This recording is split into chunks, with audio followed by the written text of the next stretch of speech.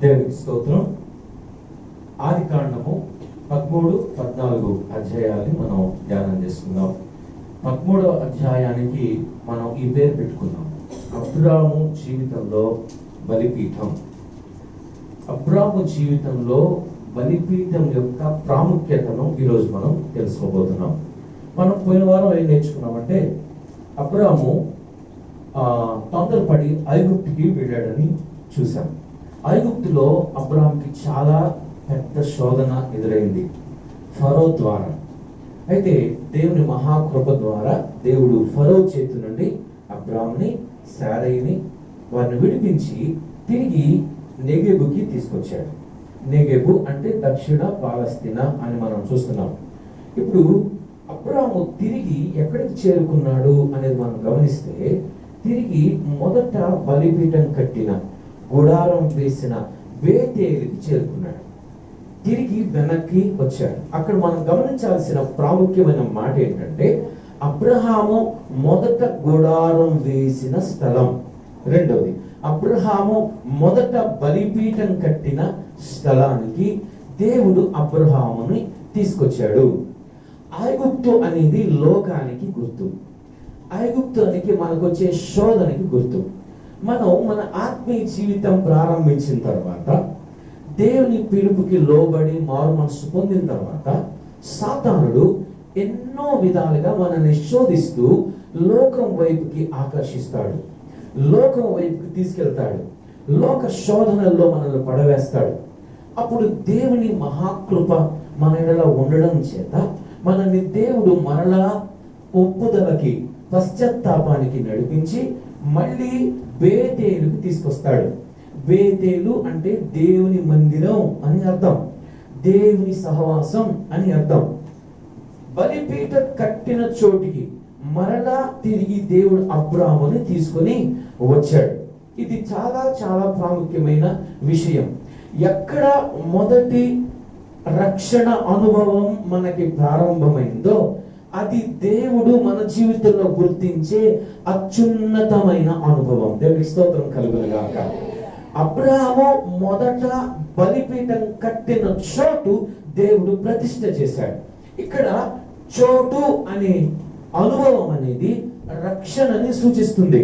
ఇక్కడ ప్రతి ప్లేస్, ప్రతి స్థలము అనేది కూడా మనం ఆత్మీయ జీవితంలో ఎదిగే స్థితిని, ప్రయాణం చేయాల్సిన స్థితిని, యాత్ర చేయాల్సిన స్థితిని సూచిస్తుంది.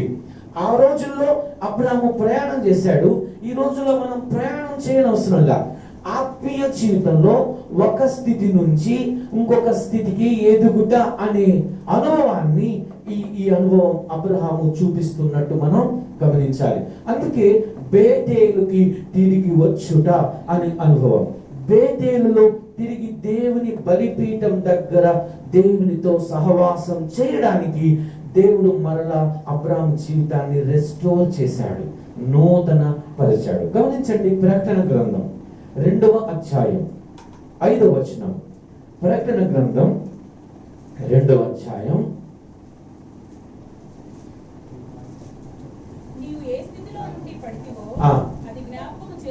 4 కూడా చదవండి. అయినను మొదట నీకుండిన ప్రేమను నీవు వదిలితివని నేను నీ మీద తప్పు ఒకటి మోపవలసి ఉన్నది. ఏ స్థితిలో నుండి పడితివో అది జ్ఞాపకం చేసుకొని మారు మనసు పొంది ఆ మొదటి క్రియలను చేయను.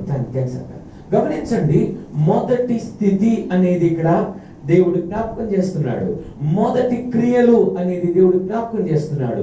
మొదట రక్షణ పొందిన అనుభవం అనేది జ్ఞాపకం చేస్తున్నాడు. అందుకే దేవుడు అబ్రహాముని మొదటి అనుభవానికి తీసుకొచ్చాడు, మొదటి స్థితికి తీసుకొచ్చాడు. మొదటి ప్రారంభ రక్షణ అనుభవం ఎలా ఉందో, ఎంత ఉజ్జీవంగా ఉందో, ఎంత యాక్టివ్ గా ఉన్నావో, ఎంత పశ్చాత్తాప ప్రారంభించావో, ఎంత ఆత్మీయంగా ప్రారంభించావో, ఎలాంటి తీర్మానం చేసుకున్నావో, ఎలాంటి నిశ్చయతలోకి వచ్చి ఉన్నావో. ఇప్పుడు మొదటి స్థితి, మొదటి క్రియ, మొదటి రక్షణ, మొదటి అనుభవం దేవుడు ఈరోజు మనల్ని నడిపించడానికి ఇష్టపడుతున్నాడు.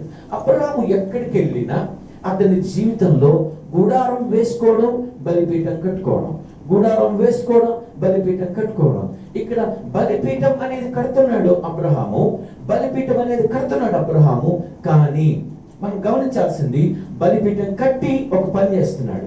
ఏం పని చేస్తున్నాడు? యెహోవా నామమున ప్రార్థన చేస్తున్నాడు. దేవునికి స్తోత్రం కలుగును గాక. ఒకసారి కీర్తన గ్రంథం 141 కీర్తన 2వ వచనం చదువు. ఒకటి అనుకుంటా, 141:2. ఎస్, 141:2. నా ప్రార్థన ధూపము వలెను,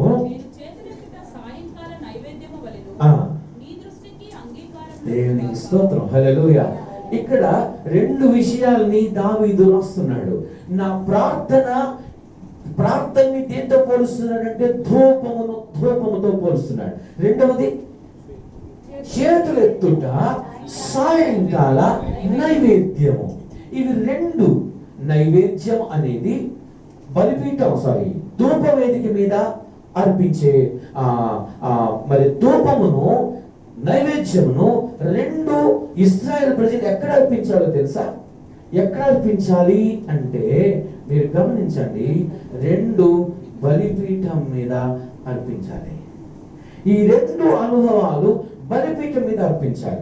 ధూపం వేయుట అనేది ధూపవేదిక మీద అర్పిస్తే, చేతులెత్తుట నైవేద్యం అర్పించుట అనేది బలిపీఠం మీద చేయాలి. ధూపవేదిక మందిరంలో ఉంటది, బలిపీఠం మందిరం బయట ఉంటది. ఎందుకని దేవుడు ఈ అనుభవాన్ని గుర్తు చేస్తున్నాడు అబ్రహాం కంటే? అబ్రహాము యెహోవా నామమున ప్రార్థన చేయడం అనేది అబ్రహాము జీవితంలో దేవుడు తీసుకుని వస్తున్న సంపూర్ణ సమర్పణ అనుభవం. హల్లెలూయా. ప్రతి విశ్వాసి రక్షణ అనుభవంలో నుంచి దేంట్లోకి దాటాలి అని దేవుడు కోరుతున్నాడంటే సమర్పణ అనుభవంలోకి. రక్షణలో నుంచి సమర్పణ అనుభవంలోకి నువ్వు రావాలి. రక్షణలో నుంచి సమర్పణ అనుభవంలోకి రావాలి. మనం గమనించినట్లయితే అబ్రహాము మొదట కట్టిన బలిపీఠం యెహోవా నామమున ప్రార్థన చేయడం అనేది జరుగుతుంది. కానీ అబ్రహాము బలి అర్పించినట్టు కనబడటంలా. ప్రార్థన చేయడం జరుగుతుంది కానీ బలి అర్పించినట్టు కనబడంలా. కారణం ఏంటంటే ఈ సాయంకాల నైవేద్యం అనేది, సాయంకాల నైవేద్యం మనం లేవి కాండంలోకి వెళ్ళి ఇప్పుడు చూడలేం కానీ జస్ట్ అర్థం చెప్తాను. ఇది నిన్ను నీవు సంపూర్ణంగా ప్రతిష్ఠ చేసుకోవడానికి గుర్తు. నైవేద్యం అనేది మనల్ని మనం దేవునికి ప్రతిష్ఠ చేసుకోవడానికి గుర్తుగా ఉన్నది.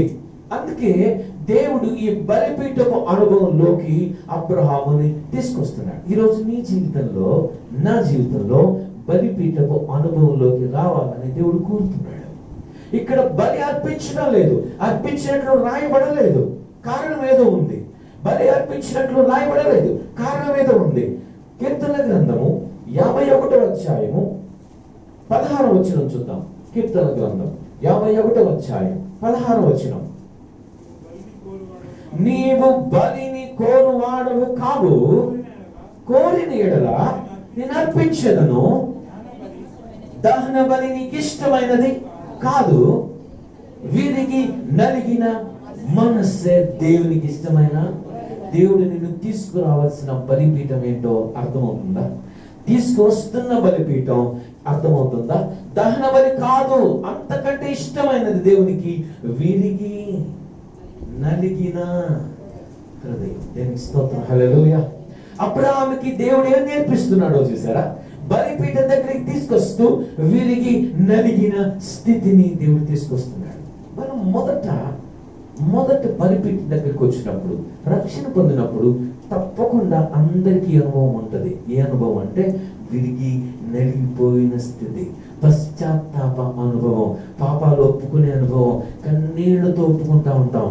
కానీ రోజులు గడిచే కొద్దీ మన హృదయము కఠినమవుతా ఉంటది. గమనించారా? దాన్నే వాత వేయబడిన స్థితి అనేది వస్తుంటది. ఈ వాత వేయబడిన స్థితి యొక్క ప్రమాదం ఏంటంటే పాపములు ఒప్పుకోనివ్వదు, పాపములు గ్రహించుకోనివ్వదు, నా తప్పులు నేను ఒప్పుకోనివ్వదు, నేను ఈ తప్పులో, ఈ పాపంలో, ఈ దోషంలో, అతిక్రమంలో, అవిధేయతలో ఉన్నానని తెలిసిన మనస్సు వాతవేయబడింది కాబట్టి ఒప్పుకోనివ్వదు, చెప్పుకోనివ్వదు దేవునితో. పాప క్షమాపణ పొందాలని ఆవశ్యకతని గుర్తించనివ్వదు హృదయం. అందుకే యెహెజ్కేలు గ్రంథం 34వ అధ్యాయం అనుకుంటా, 37వ అధ్యాయం, క్షమించండి, 37వ అధ్యాయం 15వ వచనంలో, నూతన హృదయం మీకు ఇస్తాను, మీలో ఉండే రాతి గుండె తీసివేసి మాంసపు గుండెని ఇస్తాను. హల్లెలూయా. అబ్రహాంకి దేవుడు ఏం నేర్పిస్తున్నాడు? నీలో ఉండే రాతి గుండె, రాతి మనస్సు పోయి నీకు నూతన హృదయం కావాలి, మాంసపు హృదయం కావాలి. ఎందుకంటే అబ్రహాంకి దేవుడు ఇచ్చిన ఆశీర్వాదం, ఇవ్వబోతున్న ఆశీర్వాదం కావాలంటే అబ్రహాము హృదయం సిద్ధం అవ్వాలి మొదట. హల్లెలూయా చెప్పండి. ఉన్నారా ఈరోజు? అబ్రహాంకి దేవుడు చేసిన ఆశీర్వాదం సామాన్యమైంది కాదు. ఈ రోజు దేవుడు నీకు చేసిన ఆశీర్వాదం, చేసిన వాగ్దానం, ఇవ్వబోతున్న ఆశీర్వాదం చిన్నది అనుకోవద్దు, సామాన్యమైనది అనుకోవద్దు. దేవుడు ఎందుకు ఆశీర్వాదాన్ని ఆలస్యం చేస్తున్నాడంటే అబ్రహాంకి ఏదో ఆటంకం ఉంది. ఎందుకు ఆశీర్వాదాన్ని ఆలస్యం చేస్తాడు దేవుడు?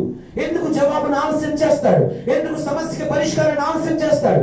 ఎందుకు నీ హెచ్చరికను ఆలస్యం చేస్తాడు? ఎందుకు నీ కన్నిటిని నాట్యంగా మార్చడం ఆలస్యం ఆలస్యం ఆలస్యం అనుకుంటున్నావు? నువ్వు వాయిదా వేస్తున్నాడు దేవుడు అనుకుంటున్నావు, దుఃఖపడిపోతున్నావు, నిరాశపడిపోతున్నావు, నిరుత్సాహపడిపోతున్నావు. కానీ అబ్రహాంకి ఏదో ఆటంకం ఉంది. దేవుడు నేర్పిస్తున్నాడు బలిపీఠ అనుభవం, నేర్పిస్తున్నాడు విరిగి నెరిగిన స్థితి, నేర్పిస్తున్నాడు ప్రతిష్ట, నేర్పిస్తున్నాడు సమర్పణ. ఇంకా ఆటంకం ఉందా? ఇంకా ఉంది. దాని దగ్గరికి తీసుకొస్తున్నాడు దేవుడు ఈరోజు మనల్ని. చూడండి, అబ్రహాముతో పాటు లోతు కూడా వచ్చాడు. అబ్రహాముతో పాటు లోతు మనుషులు, లోతు కుటుంబం, లోతు ఆస్తి, లోతు యొక్క సంపద, ఇదంతా వచ్చారు. వీళ్ళందరూ వచ్చారు. ఏమైందో తెలీదు, వాళ్ళు ఉండే ప్రదేశం వాళ్ళకి చాలలేదట, వాళ్ళు ఉండే ప్రాంతం వాళ్ళకి సరిపోలేదట. సరిపోలేదు, చాలకపోయేను అనే విషయాన్ని జాగ్రత్తగా గమనించండి. వాళ్ళకి సరిపోకపోవడం వల్ల అబ్రహాము పశువుల కాపర్లకి, లోతు పశువుల కాపర్లకి గొడవలు వచ్చాయి, భేదాభిప్రాయాలు వచ్చాయి, కలహం వచ్చింది. వీళ్ళు కొట్టుకునే స్థితికి వచ్చారు. ఎవరు? వాళ్ళ కాపర్లు వీళ్ళ కాపర్లు. ఆయన ఆస్తి వేరే, ఈయన ఆస్తి వేరే, ఆయన సంపాదన వేరే, ఈయన సంపాదన వేరే. అంతా ఒకటే, కుటుంబం ఒకటే, బంధుత్వం ఉంది, రక్త సంబంధం ఉంది. ఈ రోజుల్లో గొడవలు ఎక్కడొస్తున్నాయంటే ఆస్తుల దగ్గర వస్తున్నాయి, కలహాలు ఎక్కడొస్తున్నాయంటే ప్రాపర్టీ, గొడవలు ఎక్కడొస్తున్నాయి? సంపాదన, డబ్బు వల్ల సమస్యలు వస్తున్నాయి. బంధుత్వాన్ని, రక్త సంబంధాలని, ఆత్మీయతని, మన జీవితాల్ని పాడు చేయడానికి సాతాను వాడుకుంటున్నది ఆస్తి, సాతాను వాడుకుంటున్నది సంపద, సాతాను వాడుకుంటున్నది డబ్బు. అబ్రహాంకి ఏదో ఆటంకం ఉంది, ఇంకా ఏదో ఆటంకం ఉంది. దేవుడు ఏదో నేర్పిస్తున్నాడు అబ్రహాంకి. ఏదో నేర్పించడానికి లోతును తీసుకొచ్చాడు. కలహం వచ్చింది. ఆ అబ్రహాం కాపర్లు వచ్చి అబ్రహాంకి చెప్పారు, అయ్యా, లోతు కాపర్తో చాలా సమస్యగా ఉంది, మాకు చాలా సమస్యగా ఉంది, ఇలా ఉంటే మేము కంటిన్యూ అవ్వలేం, ఈ చోటు సరిపోవట్లేదు.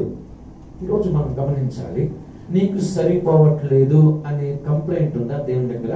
నీ జీవితం సరిపోవట్లేదు, నీ సంపాదన సరిపోవట్లేదు, నీకు సంతృప్తి ఉండట్లేదు, నీకు ఎంత సంపాదించినా చాలట్లేదు అనే కంప్లైంట్ ఉందా? దేవుడు సరిపోయేటట్టుగా నిన్ను ఆశీర్వదించాలంటే ఈ ఆటంకంలో నుంచి నువ్వు బయటకు రావాలి. హల్లెలూయా. సరిపోయేటట్టుగా నిన్ను ఆశీర్వదించాలంటే అబ్రహాంకి దేవుడు నేర్పిస్తున్నాడు. ఏం నేర్పిస్తున్నాడో జాగ్రత్తగా గమనించండి. లోతు దగ్గరికి వచ్చాడు అబ్రహాం.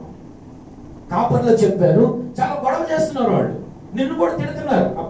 అబ్రహాం చెప్తున్నారు, లోతు కాపర్లు నిన్ను కూడా తిడుతున్నారు, చాలా చిన్న చూపు చూస్తున్నారు, వాళ్ళు అలా మాట్లాడడం నాకు నచ్చలేదు అంటే అబ్రహాంకి కోపం వచ్చేసి బీపీ రైజ్ అయిపోయి లోతు మీదకి గొడవకి వెళ్ళలేసి బలిపీఠం ఏం నేర్పిస్తుందో ఇక్కడ ఉంది.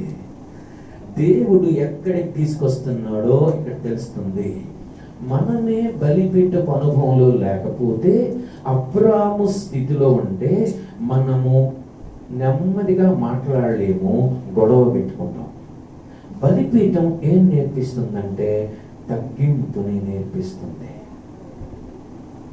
వివేకాన్ని నేర్పిస్తుంది, వినయాన్ని నేర్పిస్తుంది. చూసి ఎందుకు గొడవలు వస్తున్నాయి, ఎందుకు సమస్యలు వస్తున్నాయి, ఎందుకు కలహం వస్తుంది?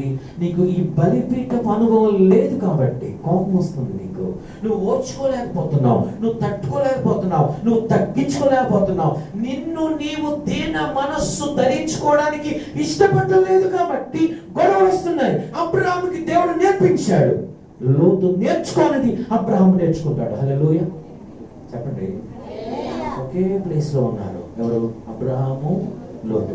బట్ లోతు నేర్చుకోలే. ఇంకా అబ్రాహాముకి దేవుడు నేర్పిస్తున్నాడు. నువ్వు నీ పక్కన ఉండేవాళ్ళు నేర్చుకోవట్లేదని వాదన పెట్టుకోవద్దు.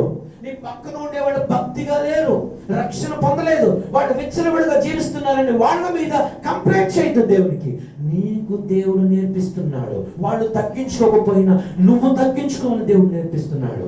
వాళ్ళు వదిలిపెట్టకపోయినా నిన్ను వదిలేయమని దేవుడు చెప్తున్నాడు. కారణం ఏంటంటే దేవుని ఏర్పాటులో ఉన్నది వాళ్ళు కాదు, నువ్వు. దేవునికి స్తోత్రం. చెప్పండి. గుర్తించాలి. నువ్వు దేవుని ఏర్పాటులో ఉన్నావు, తగ్గించుకోవాల్సింది నువ్వు.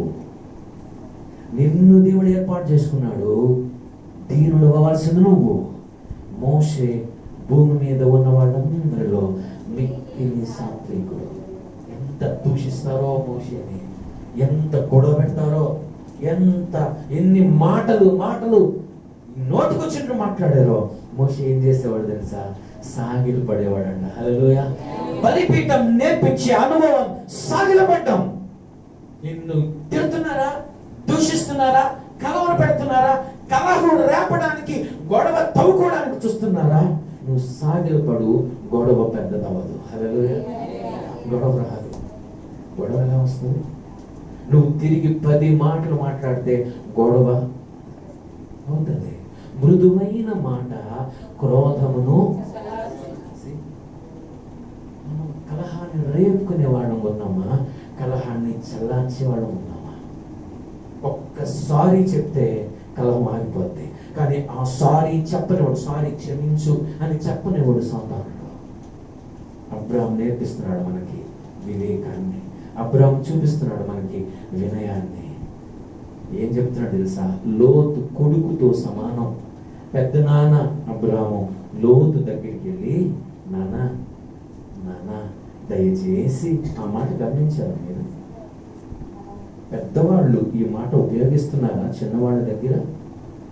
ఎందుకని మనకి కొద్దిగా అహంకారం అనుకుంటున్నాను. పెద్దవాళ్ళు చిన్నవాళ్ళ దగ్గర ప్లీజ్ అనే మాట ఉపయోగిస్తున్నారా?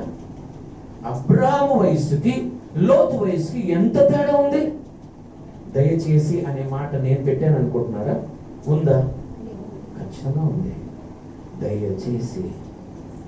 క్రైస్తవ సాంప్రదాయంలో ప్లీజ్ అనే మాట చాలా ముఖ్యం. దయచేసి అనే మాట చాలా ముఖ్యం.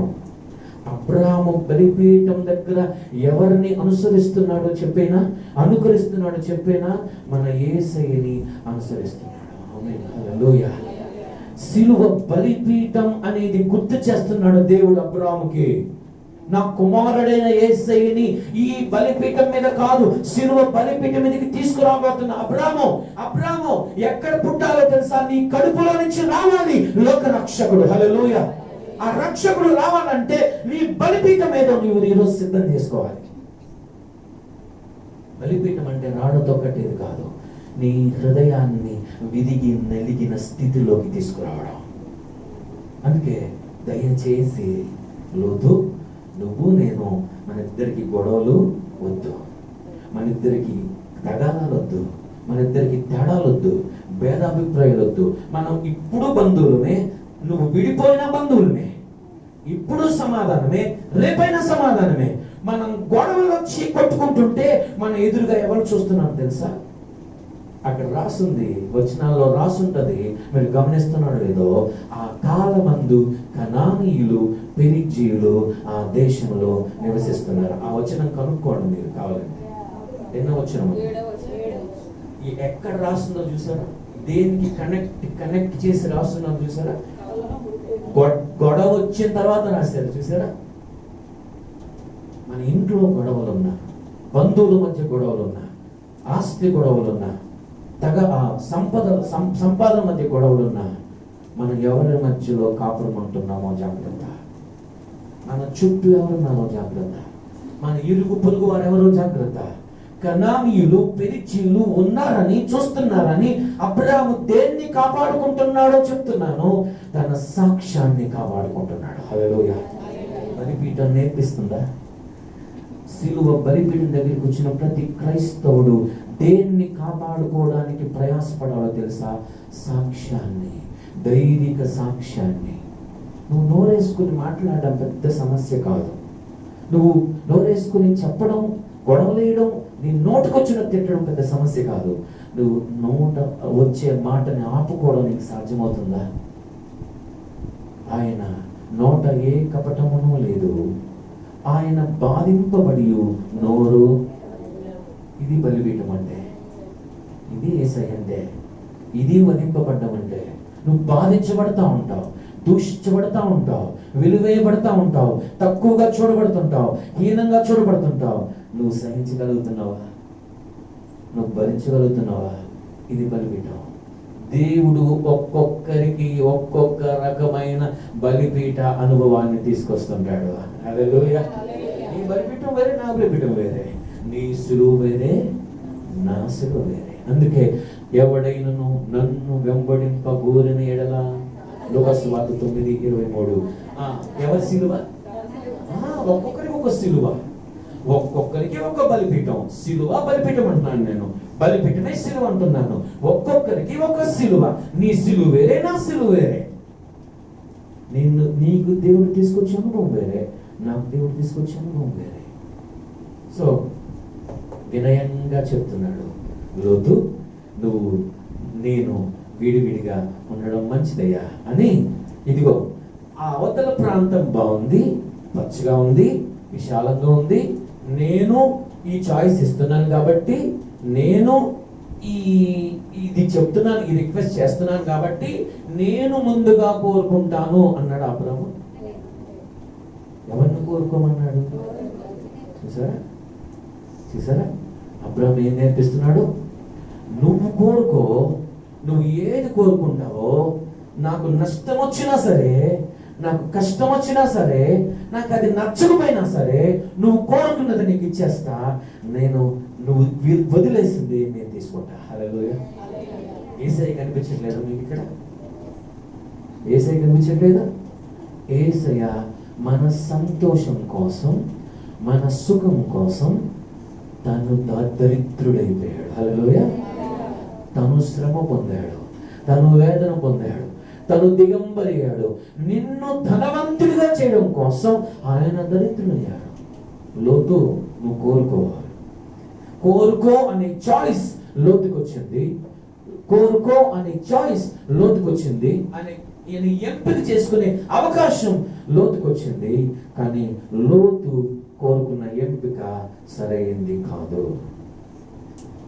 ఈరోజు దేవుడు నిన్ను కోరుకోమని చెప్తున్నాడు. దేవుడు ఆదాము హవ్వ నుంచి ఒక కండిషన్ పెడుతూ వచ్చాడు. నువ్వు కోరుకో, ఏం కావాలో. నేను ఆజ్ఞ ఇస్తున్నా, నేను కండిషన్ పెడుతున్నా. నువ్వు పండు తింటావా చచ్చిపోతావు, తినకపోతే జీవిస్తావు. కోరుకో, ఏం కావాలో. లోతు ఏం కోరుకున్నాడో చూడండి. పచ్చగా కనపడింది, ఎదురుగా యోర్దాను ప్రాంతం, పచ్చగా విశాలంగా, చాలా ఫ్రీడమ్ కోరుకుంటున్నాడు, స్వేచ్ఛ కోరుకుంటున్నాడు. నన్ను ఇబ్బంది పెట్టేవాళ్ళు ఎవ్వరూ ఉండకూడదు, నన్ను ఇది చేయొద్దు అనే వాళ్ళు ఎవరు ఉండకూడదు. ఈ రోజుల్లో మనం కోరుకునేది అదే కదా. మనకి హెచ్చరించే దైవజనులు ఉండకూడదు దగ్గర, మనకి చేయొద్దు అనే తల్లిదండ్రులు ఉండకూడదు. మన ఇష్టమేదో అది మనకి స్వాతంత్రం అనుకుంటున్నాం. మనకి ఏది ఇష్టమో అది విచ్చలవిడిగా చేయొచ్చు అనుకుంటున్నాం. లోతు కోరుకున్నది తప్పు అని ఇప్పుడే తెలియదు మనకి, తర్వాత తర్వాత తర్వాత తెలియబోతుంది. అబ్రహాము లోతుకి చాయిస్ ఇచ్చాడు.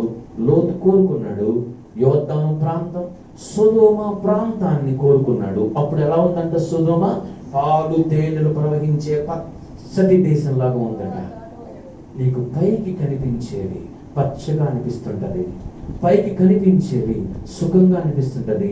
దాన్నే బైబిల్ లోకం అని చెప్తుంది. హల్లెలూయా. రెండు మార్గాలు ఉన్నాయి మత్తయి సువార్త 7వ అధ్యాయంలో. విశాలమైన మార్గం ఒకటి, ఇరుకు మార్గం ఒకటి. నువ్వు విశాలమైన మార్గాన్ని కోరుకుంటావా, ఇరుకు మార్గాన్ని కోరుకుంటావా? చాయిస్ నీదే, ఎంపిక నీదే, కోరిక నీదే. నువ్వు విశాలమైన మార్గాన్ని కోరుకుంటే దాని అంతము నిత్య మరణము. నువ్వు ఇరుకు మార్గాన్ని కోరుకుంటే దాని అంతము నిత్య జీవము. లోతు కోరుకున్నది విశాలమైన మార్గం. అబ్రహాము ఎక్కడ నివసించాడో తర్వాత చూస్తాం. అబ్రహాము కనానులో నివసించాడు. హల్లెలూయా. Place is very important. ప్రాంతం అనేది చాలా చాలా చాలా ముఖ్యమైనది, ప్రాముఖ్యమైనది. ఒకవేళ లోతు కనానును కోరుకుంటుంటే ఏం జరుగుండేది? అబ్రహాము అవతలకి వెళ్ళాలి.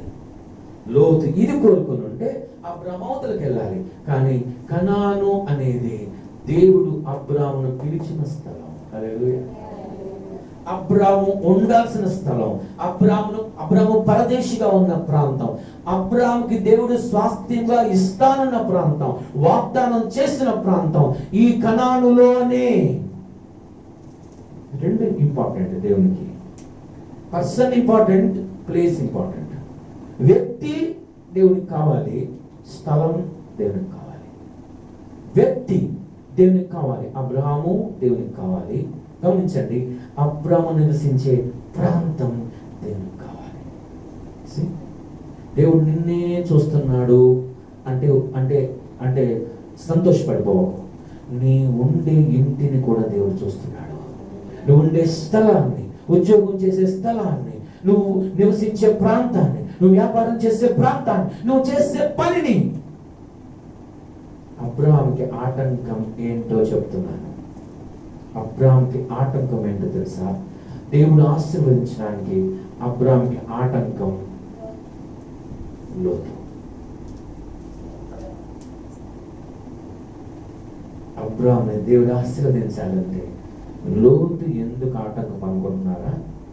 అబ్రహాము దాన్ని ఏమంటారు, ఒక ఫ్యూచర్ ప్లాన్ కోసం ఎందుకైనా మంచిది అంటే అందుకోసం లోతుని పెట్టుకొని ఉన్నాడు. మీకు ఆలోచన ఏమైనా?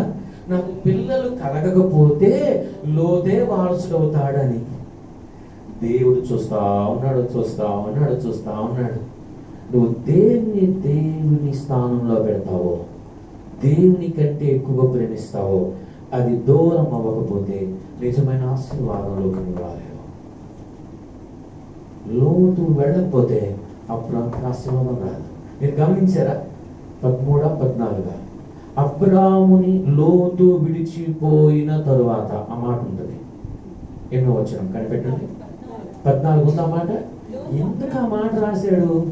ఆ తర్వాత దేవుడు ఏం చెప్పాడు? సరే, ఆ మాట ఎందుకు రాశాడు దేవుడు? అంతకుముందే చెప్పుండొచ్చుగా దేవుడు, నేను నిన్ను ఆశీర్వదించాలనుకుంటున్నాను. అబ్రాహ్మణ్ అంటాడు, ఇప్పుడు చూడు అన్నట్టుంది ఆ మాట. లోతు వెళ్ళిపోయిన తర్వాత ఇప్పుడు రా, ఇప్పుడు చెప్తాను రా అన్నట్టుంది. కొన్నిసార్లు మన జీవితాల్లో దేవునికి ఆటంకాలుగా ఉండేవి దేవుని ఆశీర్వాదం మనల్ని పొందకుండా చేస్తూ ఉంటాయి, ఆలస్యం చేస్తుంటాయి, వాయిదా వేస్తూ ఉంటాయి. బిడ్డలారా, నీ జీవితంలో ఏముందో నాకు తెలియదు, అది నీకే తెలిసేమో. అందుకే అబ్రాహాము ఎక్కడ నివసించాడో తెలుసా? వెళ్ళి నువ్వు తూర్పు తట్టు, దానికి ముందు తూర్పు తట్టు చూడు, పడమటి తట్టు, ఉత్తరం తట్టు, దక్షిణం తట్టు, నువ్వు సంచరించు చూడు. నువ్వు సంచరించే ప్రాంతాన్ని, ప్రదేశాన్ని నీకు ఇవ్వబోతున్నాను. హల్లెలూయా. ఇప్పుడు నీకు ఆటంకం లేదు. ఈ దేశంలోనే ఈ ప్రాంతాన్ని నీకు నేను ఇవ్వబోతున్నాను. హెబ్రోను అంటే అర్థం దేవుని సహవాసం. హెబ్రోను అంటే అర్థం సహవాసం. అబ్రాహాముకి ఏమి నేర్పిస్తున్నాడంటే దేవుడు, నిత్యమైన నా సహవాసంలోకి రావాలంటే నీకు ఆటంకంగా ఉండే బంధకాలన్నిటి నుండి నువ్వు విడుదల పొందాలి. హల్లెలూయా. పొంది హెబ్రోనులోకి వచ్చాడు. అక్కడ ఏం కట్టాడంట? అబ్రహాము మమ్రే దగ్గరనున్న సింధూర వనములో దిగి యెహోవాకు బలిపీఠము. ఈ బలిపీఠం అబ్రహాము జీవితంలో యేసు ప్రభు, రాబోయే యేసు ప్రభు యొక్క శిలువ బలిపీఠాన్ని గుర్తు చేస్తా ఉంది. అందుకే బలి అర్పించాడనే మాట లేదు. అబ్రహాము గర్భంలో నుంచి రాబోయే లోక రక్షకుడైన యేసుక్రీస్తు ప్రభు ఇశ్రాయేలు ప్రజల్ని, తన ప్రజలను వారి పాపముల నుండి ఆయన్ని రక్షించును గనుక ఆయనకు యేసు అను పేరు పెట్టబడతాం. ఈ బలిపీఠం ఎందుకు బలి అర్పించబడలేదంటే ఆదికాండం 22వ అధ్యాయంలో చూస్తాం.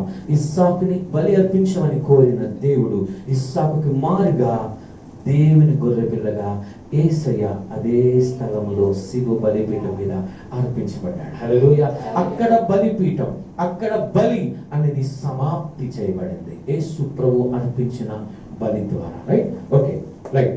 ఇక 14వ అధ్యాయంలోకి పోదాం. ఈ 14వ అధ్యాయంలో ఈ విషయం చెప్తాను. రైట్, 9 మంది రాజులు, ఆ 9 మంది రాజుల పేర్లు కూడా మనకి తెలుగు, నోటికి తెలుగు. ఆ పేర్లు ఏంటి, ఆ ప్రాంతాలు ఏంటి అని చెప్పను. బట్ ఇందులో ఉండే వృత్తాంతం, సారాంశం చాలా చాలా ప్రాముఖ్యమైనది. 5 మంది రాజులు ఇంకో 4 రాజులతో యుద్ధం పెట్టుకున్నారు. వాళ్ళకి ఏవో గొడవలండి.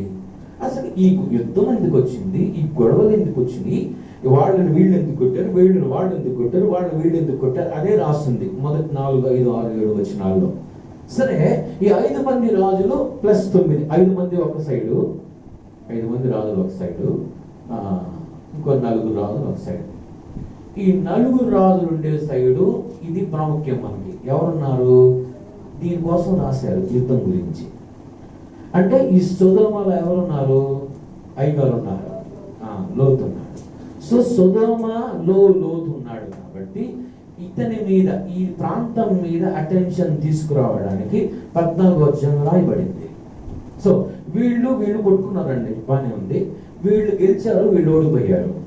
సొదొమ రాజు పారిపోతూ సొదొమ గొమొర్రా రాజులు ఓడిపోయారు, పారిపోయారు. ఈ 5 మంది రాజులు ఏం చేశారు? సొదొమకు వచ్చి సొదొమలో ఉండే మనుషులందరినీ చెర తీసుకుని వెళ్ళిపోయారు. వాళ్ళలో ఎవరున్నారు? లోతు ఉన్నాడు. కథ తిప్పుతాడు దేవుడు, ఎవరి వైపుకు రావాలో వాళ్ళ వైపుకు తిప్పుతాడు దేవుడు. లోతు కోరుకుంది తప్ప కాదా అని ఇంతకు ముందు మనం అనుకున్నాం. లోతు ఎలాంటి ప్రాంతంలోకి వచ్చాడో చూడండి. ఇందాక చదివింది జెసికా, సొదొమ మనుష్యులు దుష్టులు, దేవుని దృష్టికి బహు పాపులై ఉండేది. అక్కడ లోతుకి మనశ్శాంతి ఉందా? నువ్వు ఉంటున్నావు కదా మనశ్శాంతిగా, ఆయనకి లేదు. సరే, నువ్వు ఉంటుందా మనశ్శాంతి? ఈ ఇంట్లో అన్ని చేయకుండా అన్ని చేస్తుంటావు, సినిమాలు చూస్తుంటారు, సినిమా మాటలు పాడుతుంటారు, లేకపోయిన మాటలు మాట్లాడుతుంటారు, కానీ మనశ్శాంతిగా ఉన్నానంటావు. నువ్వు ఎలా అంటావు? పైకి మాత్రమే నటిస్తున్నావు నువ్వు మనశ్శాంతి ఉన్నట్టు, నీకు నిజంగా మనశ్శాంతి లేదు. అందుకే లోతు ఎక్కడికి వచ్చిందంటే, లోతు జీవితం చెర తీసుకుని పోబడే వరకు వచ్చింది. ఏం చేశాడు లోతు? తప్పు ఏమైనా చేశాడా?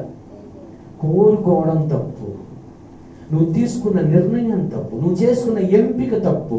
అందుకే దాని ప్రభావం లోతు మీద, లోతు కుటుంబం మీద పడింది. ఈరోజు చేసుకోవలసిన తీర్మానం, చేసుకోవలసిన ఎంపిక సరి అయినది కాకపోతే నీ జీవితాంతం నిన్ను వెంటాడేది శ్రమలే, నీ జీవితాంతం నిన్ను వెంటాడేది శత్రువే. అసలు నీకు సంబంధం లేదు సార్, ఎందుకు వస్తున్నాయి ఈ యొక్క శోధనలు, ఈ శ్రమలు, ఈ బలహీనతలు, కష్టాలు అని నీకు అర్థం అవ్వట్లేదు కదా. నువ్వు ఎంపిక చేసుకున్న కోరిక, లేకపోతే స్థలం, ప్రాంతం, స్నేహితులు, సహవాసాలు నిన్ను అలాంటి శోధనలోకి తీసుకెళ్తున్నాయి. లోతు ఒకవేళ ఆత్మీయత నేర్చుకున్నాడో లేదో మనకు తెలియదు ఈ అధ్యాయం, ఈ భాగంలో. కానీ లోతు ఉన్న స్థలం రాంగ్ కాబట్టి లోతుకి సమస్యలు వస్తున్నాయి. ఈరోజు నీ ఆత్మీయ జీవితంలో నువ్వు ఎదిగే స్థితి రాంగ్ గా ఉందేమో, రైట్ గా లేదేమో, నువ్వు రైట్ వేలో వెళ్ళడం లేదేమో, నీకు శ్రమ వెంబడి శ్రమ వస్తుంటుంది, కష్టం వెంబడి కష్టం, బాధ వెంబడి బాధ. అబ్రాహాంకి తెలిసింది లోతుని తీసుకెళ్ళారని. వాడు నా దగ్గర నుంచి వెళ్ళాడు, వాడికి నాకేం సంబంధం, వాడు ఉండమన్నా ఉండలేదు. మనం అంటుంటాం ఇలాంటి మాటలు. వాడు వెళ్ళిపోయిన తర్వాత నాకేం సంబంధం, వాడి బాధలు వాడే పడతాడు అని చెప్పాలి అబ్రాహాం. అబ్రాహాంకి యుద్ధం చేయడం వచ్చా అని అంటే ఇక్కడే తెలుస్తుంది మనకి. యుద్ధం చేయడం కూడా నేర్పించాడు దేవుడు. హల్లెలూయా. ఆశ్చర్యం ఏంటంటే అబ్రాహాం ఇంట్లో పుట్టిన 318 మందికి ఆల్రెడీ యుద్ధం నేర్పించున్నాడు. హల్లెలూయా. ఎవరు నేర్పించమన్నారు? ఖచ్చితంగా దేవుడు నేర్పించమని ఉంటాడు. నీకు అవసరం వస్తుంది, నేను యుద్ధం చేయమని చెప్పను. ఎఫెసీ పత్రిక 6వ అధ్యాయం 10 నుంచి మనం అపవాదితో యుద్ధం ఎలా చేయాలో, ఆ యుద్ధం చేయడానికి దేవుడు ఇచ్చే సర్వాంగ కవచం ఎలా ధరించుకోవాలో దేవుడు చెప్పాడు. ఆ పార్ట్స్, సర్వాంగ కవచంలో ఉండే కవచాలు, ఆయుధాలు ఏముండాలో దేవుడు క్లియర్ గా చెప్పాడు. నీకు యుద్ధం రాలేదు కదా, యేసు ప్రభు గెత్సేమనే తోటలోకి వెళ్ళి శిష్యులు ప్రార్థన చేయమంటుంటాడు. చేయమని చెప్పిన తర్వాత మళ్ళీ వచ్చినప్పటికీ వాళ్ళు నిద్రపోతూ ఉంటారు అని ఒక మాట అంటారు. మీరు శోధనలో ప్రవేశించుకున్నట్లు మెలకుగా ఉండి ప్రార్థన చేయడమే యుద్ధం చేయడం. ప్రార్థన చేయడమే యుద్ధం చేయడం. ప్రార్థన చెయ్యకపోతే యుద్ధం చేయలేం. ప్రార్థన తగిన సమయంలో తగిన విధంగా మనం చేయకపోతే శత్రువుతో యుద్ధం చేయలేం. అందుకే వ్యక్తిగత జీవితంలో, కుటుంబ జీవితంలో మనకి ప్రార్థన, పోరాటం, ప్రార్థన అనే యుద్ధం ఎంతో ఎంతో అవసరం. సో అబ్రాహాం ఒక్కడే యుద్ధం నేర్చుకున్నాడా? కాదు, అబ్రాహాం ఇంట్లో పుట్టిన వాళ్ళందరికీ యుద్ధం నేర్పించాడు. దట్ మీన్స్ ప్రార్థన చేయడం నేర్పించాడు, విజ్ఞాపన చేయడం నేర్పించాడు, స్తుతించడం నేర్పించాడు, ఆరాధన నేర్పించాడు. ఈరోజు తండ్రులారా, తల్లులారా, మన బిడ్డలు, మన సంతతిని ఎలా తయారు చేయాలని దేవుడు బహుమానాలుగా ఇచ్చాడో తెలుసా?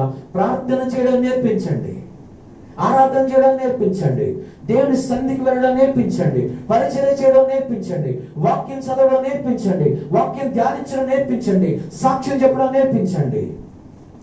అబ్రాహాంకి దేవుడు ఆ 5 మంది రాజుల మీద గొప్ప విజయం ఇచ్చాడు.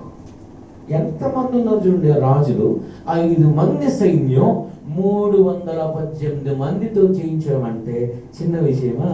హల్లెలూయా. నీ పక్షంగా ఎంతమంది ఉన్నారు అని దేవుడు అడగడు. నేను నీ పక్షంగా ఉన్నాను, వెళ్ళు అన్నాడు. హల్లెలూయా. నువ్వు చిన్నోడివి, నువ్వు తక్కువోడివి, నీకు బలం లేదు, నీకు అనుభవం లేదు చెప్పడు. నీ ఎదుటిగా ఉండే శత్రువు ఎంత బలమైన వాడైనా సరే, నేను నీ పక్షంగా ఉన్నా, నీలో ఉన్నవాడు ఈ లోకంలో ఉన్న వారి కంటే గొప్పవాడు. వెళ్ళు, యుద్ధం చేయి. దాదాపు కొన్ని వేల మంది ఉంటారు సైన్యం అవతల వాళ్ళు, కానీ 318 మంది ప్లస్ అబ్రహాము కలిసి యుద్ధం చేశారు. దేవుడే విజయం ఇచ్చాడు. హల్లెలూయా. సో విజయం పొందిన అబ్రహాము ఫస్ట్ అసలు ఎందుకు యుద్ధం చేశాడో తెలుసా? లోతుని రక్షించడానికి. ఒక్క లోతుని రక్షించాలంటే కొన్ని వేల మందితో యుద్ధం చేయాల్సి. ఇందులో ఆత్మీయ పాఠం ఉంది. మన ఇంట్లో రక్షణ పొందనింది ఒకరే ఉండొచ్చు, ఇంకా రక్షణలోకి రాకుండా ఇంకా వెనకబడుతున్నది ఒకరే అయి ఉండొచ్చు. కానీ ఒకరిని రక్షించాలంటే వేల మంది శత్రువులతో మనం యుద్ధం చేయాలి. అందుకే అంటాడు ఎఫెసీ పత్రిక 6వ అధ్యాయము 11-12 వచనాల్లో, దురాత్మల అదిగో చూడండి, ఆకాశ మండలమందున్న దురాత్మల సమూహాలతో నువ్వు పోరాడుతున్నావు. ఒకడు కాదు, ఇద్దరు కాదు, సమూహాలు, సేన ఎక్కడ కనిపిస్తాడు మనకి? మార్కు సువార్త 5వ అధ్యాయంలో ఆ సమాధుల్లో సంచరిస్తూ కొన్ని సంవత్సరాల తరబడి వాడి జీవితాన్ని బంధించి ఉన్న ఆ భయంకర జీవితంలో నుంచి ఎలా బయటకు వచ్చాడో మనం చూస్తున్నాం. సంఖ్యలతో వాడిని బంధించిన వాడిని ఎవరు అదుపు చేయలేకపోయారంట. వాడిని వాడే గాయపరుచుకుంటున్నాడు. ఈరోజు మన ఇంట్లో రక్షణ లేని వాళ్ళని వాళ్ళే గాయపరుచుకోవడం కాదు, మనల్ని కూడా గాయపరుస్తుంటారు. కారణం ఏంటంటే, ఒక వ్యక్తి రక్షణలోకి రాకుండా అడ్డుకునే వేల సమూహాలు ఉన్నాయి, దురాత్మల సమూహాలు ఉన్నాయి. వీళ్ళతో పోరాడాలంటే మనకి ఎంత శక్తి కావాలో, ఎంత ప్రార్థన కావాలో, ఎంత బలం కావాలో. అందుకే లోతును రక్షించాలంటే కొన్ని వేల మందితో అబ్రహాము పోరాడాల్సి ఉంది, యుద్ధం చేయాల్సి ఉంది. ఇక్కడ అబ్రహాము లోతుని రక్షించడంలో ఏ విధంగా యేసుక్రీస్తు ప్రభు మనల్ని రక్షించడానికి సాతాను సేనతో యుద్ధం చేశాడో, ఆ సేన గురించి చెప్తున్నాను కదా. సేన అనేవాడు దయ్యాలు పట్టినవాడు. యేసయ్యను చూడగానే ఏమన్నాడు తెలుసా? సర్వోన్నతుడైన దేవుని కుమారుడా. ఏమన్నాడు? వచ్చి నన్ను బాగు చేయ అన్నాడా? అన్నాడు. రక్షణ పొందనోడు ఎప్పుడు రక్షణ పొందుతాను అని ఒప్పుకోడు, పొందనివ్వడు, పొందేటట్లు ఒప్పుకోనివ్వడు సాతాను వాడిని. నాతో నీకేమి, ఇదే పని, ఇదే పని. నాతో నీకేం, నువ్వు ప్రార్థన చేసుకో, నేను రానున్నాను కదా చర్చికి, నేను రాను మందిరానికి, నాకు ఇష్టం లేదు, నాతో నీకేం పని? సరే అయ్యా నువ్వు రావు, సరే నేను వెళ్తాను, నువ్వు కూడా పోవద్దు. ఇదే మళ్ళీ ఇటు తిరిగింది. నువ్వు సరే నువ్వు రావు, నేను పోతాను, నువ్వు పోవద్దు. ఏమనుకోవద్దు. చాలాసార్లు మనం కొన్నిసార్లు దేవునికి లోబడ్డానికి మనం భయపడతాం, కానీ మనుషులకి భయపడుతుంటాం, మనుషులకు లోబడుతుంటాం. న్యాయం చేసే విషయంలో, దేవునికి లోబడే విషయంలో మనం ఎంత దూరం వెళ్ళినా పర్వాలేదు, త్యాగపూరితంగా మనం ప్రవర్తించాలని దేవుడు కోరుకున్నాడు. అందుకే వేల మందితో, సేనలో ఉండే వేల మంది దెయ్యాలని యేసయ్య ఒక్క మాటతో పోగొట్టాడు. హల్లెలూయా. విడిపించాడు. హల్లెలూయా. సరే నాతో నీకేమన్నాడని యేసయ్య అలిగి మళ్ళీ పడవకి వెళ్ళిపోయాడా? నాతో నీకేమంటే నాకు భలే హర్ట్ అయ్యాను సార్, వాడు మాట అనొచ్చా? నేను ఎందుకు వచ్చాను సార్ దూరం, ఇంటికి వచ్చి ప్రార్థన నాతో నీకేం పాస్టర్ గారు అని అంటాడు. వాడు కావాలని అంటాడు, హత్య చేయాలి అంటాడు, మనం ఫీల్ అవ్వాలని అంటాడు, మనల్ని ప్రార్థన చేయకుండా తప్పించుకోవడానికి అంటాడు. ఎందుకంటే మనం ప్రార్థన చేస్తే వాడికి విడుదల వస్తుందని తెలుసు కాబట్టి. అందుకే యేసయ్య అన్నాడు, గద్దించాడు అంతే. వాడితో వాదం పెట్టుకోలే, సంభాషణ పెట్టుకోలే, ముచ్చట్లు పెట్టుకోలే, వీడిని విడిచి పొండి అన్నాడు అంతే. అప్పుడు వచ్చి నీ కాళ్ళ బేదానికి వచ్చేయా, అయ్యా పదుల్లోకి పంపించేయా. చూసారా, నాతో నీకేమని ఫస్ట్ పెద్ద డౌల్గా మాట్లాడి కొంచెం బతిమాలుకున్నాయి అని ఉంటారు. మీరు ఇంటికి చదవండి. దియ్యాలంట యేసయ్యని బతిమాలుకునే స్టేజ్ అది వాటికి. హల్లెలూయా. ఆ స్టేజ్ ని బయట పెట్టుకుంటా మాతో మీకేం పని అంటారు ఫస్ట్. సరే, లోతు రక్షించబడిన తర్వాత అబ్రాహాముకి ఒక గొప్ప అనుభవం ఎదురైంది. ఆయన ఎవరో తెలీదు, ఎక్కడి నుంచి వచ్చాడో తెలీదు, ఆయన అడ్రస్ ఏంటో తెలీదు, కానీ ఒకే మాట ఉంది, షాలేము రాజైన మెల్కీసెదెకు రొట్టెని ద్రాక్ష రసాన్ని అబ్రహాం కోసం తీసుకొచ్చాడు. హల్లెలూయా. అబ్రహాంకి అభినందన, అబ్రహాంకి ఆశీర్వాదం రెండు దొరికాయి.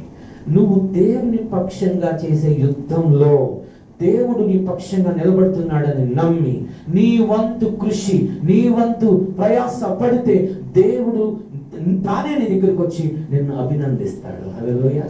నిన్ను ఆశీర్వదిస్తాడు. రొట్టె ద్రాక్ష రసం అని తెలుసు, ప్రభు బల్లకి గుర్తుగా ఉంది. షాలేము రాజు మెల్కీసెదెక్ అంటే అర్థం ఏంటంటే మెలెక్. ఇది హీబ్రూ మాట. మెలెక్ అంటే రాజు, సెదెక్ అంటే నీతి. మీరు ఇంటికి వెళ్ళి హెబ్రీ పత్రిక 7వ అధ్యాయం చదవండి, అక్కడ నీతికి రాజు అని ఉంటది. రెండవది సమాధానానికి రాజు, అందుకే షాలేము రాజు. షాలోం అంటే సమాధానము.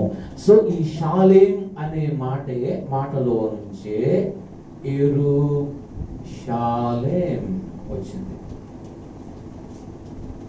ఈ షాలేం అనే మాటలో నుంచే యెరూషలేం సమాధాన గృహము అని అర్థం. సో ఈ యెరూషలేంలోనే సమాధానకర్తయగు అధిపతి మన కోసం శిలువ బలిపీఠం మీద మరణించాడు. చూసారా, ఆయన చేయబోయే బలియాగానికి గుర్తుగా, ఆయన శరీరానికి గుర్తుగా రొట్టె, ఆయన రక్తానికి గుర్తుగా ద్రాక్ష రసాన్ని తీసుకొచ్చాడు ఈ మెల్కీసెదెకు. ఈ మెల్కీసెదెకు ఎవరో కాదు, సాక్షాత్తు మన ప్రభు అయిన యేసుక్రీస్తు. అబ్రాహాముని ఎదుర్కొన్నాడు యేసుక్రీస్తు. అబ్రాహాముని ఎదుర్కొని రొట్టె ద్రాక్షరసం ఇచ్చి అబ్రాము దేవుని చేత ఆశీర్వదించబడతాడు అని చెప్పాడు. హల్లెలూయా. అబ్రాము అన్నిటిలో మెల్కీసెదెక్కి ఏమి ఇచ్చాడంట? 10 వంతు ఇచ్చాడంట. 10వ వంతు. అబ్రాముకి దేంట్లో నుంచి ఇచ్చాడు 10వ వంతు? ఏం తీసుకొచ్చాడు అబ్రాము అప్పుడు? ఎవరైనా చెప్పండి, చదువుకుంటా లేదా మరి? దోపుడు సొమ్ములో నుంచి అబ్రాము మెల్కీసెదెక్కి 10వ వంతు ఇచ్చాడు. ఎక్కడిది దోపుడు సొమ్ము? ఈ రాజులు పట్టుకొని పోతున్నారే సొదొమ వాళ్ళ ఆస్తులు, వాటిలో నుంచి వాళ్ళ దగ్గర నుంచి తిరిగి తీసుకొచ్చిన వాటిల్లోంచి 10వ వంతు ఇస్తున్నాడు. ఇది అబ్రహాము సొమ్మ చెప్పండి. అయినా 10వ వంతు ఇస్తున్నాడు.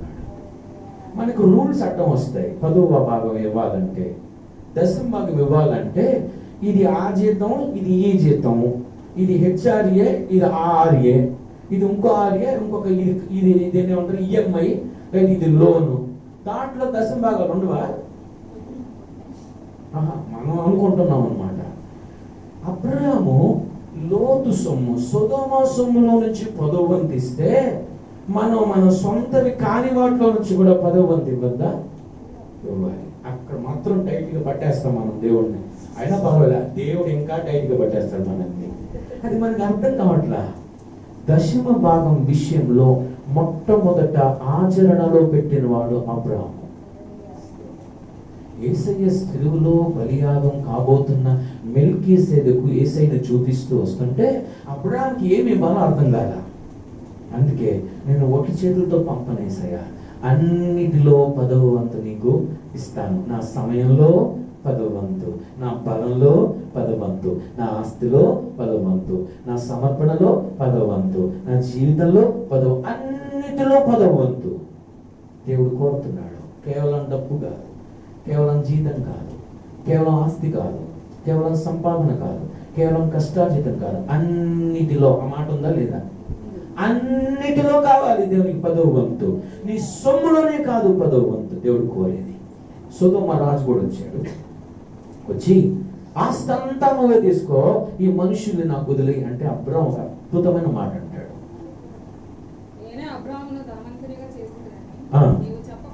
ఎవరు చెప్పకుండా? సొదొమ రాజు చెప్పుకోకుండా నాకు ఒక్క చిల్లిగా ఇవ్వకూడదు, ఒక్క రూపాయి కొడద్దు, నాకు చాలు, నాకు ఒక్క రూపాయి కొడద్దు. ఎందుకన్నాడు అబ్రాము మాట? అయ్యానని చెప్పుకునే బుద్ధి ఎవరికి ఉందంట? చూసారా, ఈరోజు మనలో చాలా మందికి, ఈ మాట అంటున్నాను క్షమించండి, ఈ బుద్ధి ఉంటది. అయితే నా వల్లే వాళ్ళ అట్టకి తెలుసా మీకు అంటుంటారు చాలా మంది. ఎవరు తీసుకొచ్చితే నేనే, నా వల్లే. ఇది సొదొమ రాజు బుద్ధి అని పరిచయం చేస్తున్నాను మీకు. అబ్రాహాంకి ఎంత జాగ్రత్త అంటే, నువ్వు కాదు నన్ను ఆశీర్వదించేది, నువ్వు కాదు నాకు ఈ ఆస్తి ఇచ్చేది, నా దేవుడు ఇస్తాడు. హల్లెలూయా. మనం ఎవరికి ఎంత సహాయం చేసినా, ఎవరికి ఎంత సపోర్ట్ చేసినా దాన్ని బలహీనతగా చెప్పుకోవద్దు. దాన్ని బలహీనతగా, అది పనిగా 4-5 సార్లు చెప్పుకోవద్దు. అది దేవునికి మహిమ వచ్చే విషయంగా వదిలిపెట్టండి. హల్లెలూయా. సొదొమ రాజు బుద్ధి ఏంటంటే, ఇస్తాడు కానీ నేనే ఇచ్చిందని చెప్పుకుంటాడు. దేవునికి ఇలాంటి బుద్ధి నచ్చదు. చేస్తాడు, నేనే చేసింది, అవతలవాడికి ఘనత రానివాడు, తీసుకోమంటాడు కానీ ఇచ్చింది నేనే అంటాడు తర్వాత. సాతాను బుద్ధి. అందుకే అబ్రాహాం ఎంత జ్ఞానంగా వ్యవహరించాడు. నాకు వద్దు, ఏదైతే తిన్నారో అది చాలు, నేను ఒక్క రూపాయి ముట్టుకోను. ఈరోజు దేవుడు అడుగుతున్నాడు మనల్ని ఇలాంటి వివేకం, ఇలాంటి వినయం, ఇలాంటి సమర్పణ. అబ్రాహాం జీవితంలో వచ్చిన ఆశీర్వాదానికి వచ్చిన ఆటంకంలో నుంచి ఇప్పుడు దేవుని ఆశీర్వాదం వైపుగా ప్రయాణం చేస్తున్నాడు అబ్రాహాం. ఈరోజు ఈ వాక్యం విన్న మనం కూడా అబ్రాహాము జీవితంలో దేవుడు పరిచయం చేసిన, అనుభవంలోకి తీసుకొచ్చిన సిలువ అనే బలిపీఠం దగ్గరికి రావాలి. హల్లెలూయా. అందుకే అబ్రాహాము ఇన్ని పనులు చేయగలిగాడు. దేవుడు బలిపీఠం దగ్గరే పాఠాలన్నీ నేర్పిస్తాడు మనకి. సిలువ అనే బలిపీఠం దగ్గర మోకరిస్తే నిన్ను ఎలా మార్చాలో, ఎలా చేయాలో, ఎలా ఆశీర్వదించాలో, ఎలా రూపించాలో, ఎలా మలచాలో, ఎక్కడ కట్ చేయాలో అన్నీ దేవుడే చేస్తాడు. హల్లెలూయా. కాబట్టి ఈ మాటల ద్వారా దేవుడు మనల్ని హెచ్చరిస్తుండగా దేవుడు ఈ వాక్యంను దీవించి ఆశీర్వదించునుగాక. తలలు వంచి ప్రార్థన చేసుకుందాం. దయచేసి మీలో ఎవరైనా ఈ వాక్యం ద్వారా ప్రేరేపించబడిన వారు ప్రార్థన చేయవలసిందిగా మనం చేస్తున్నాను. ఎవరైనా ఒకరు ప్రేరేపించబడిన వారు ఈ వాక్యం నిజంగా సూటిగా మీతో మాట్లాడుంటే, ఈరోజు ప్రభు పరిశుద్ధాత్మ ద్వారా మీ హృదయాల్ని కదిలించుంటే, మీ హృదయాల్లో ఒక తీర్మానం చేసుకుంటూ ఉంటే, ఈ దేవుడే పరిశుద్ధాత్మ ద్వారా నాకు బయలుపరిచినాడు ఈ వాక్యం, ఈ వాగ్దానం, ఈ మాటలు ఇవి నాకు ఎంతో ఆదరణకరంగా ఉన్నాయి, ఎంతో హెచ్చరికగా ఉన్నాయి అని కానీ మీరు ఒప్పుకుంటున్నట్లయితే, పరిశుద్ధాత్మ ప్రేరణ ఉన్నట్లయితే, దయచేసి ఇప్పుడే వారి ప్రేరేపణతో ప్రార్థన చేయండి.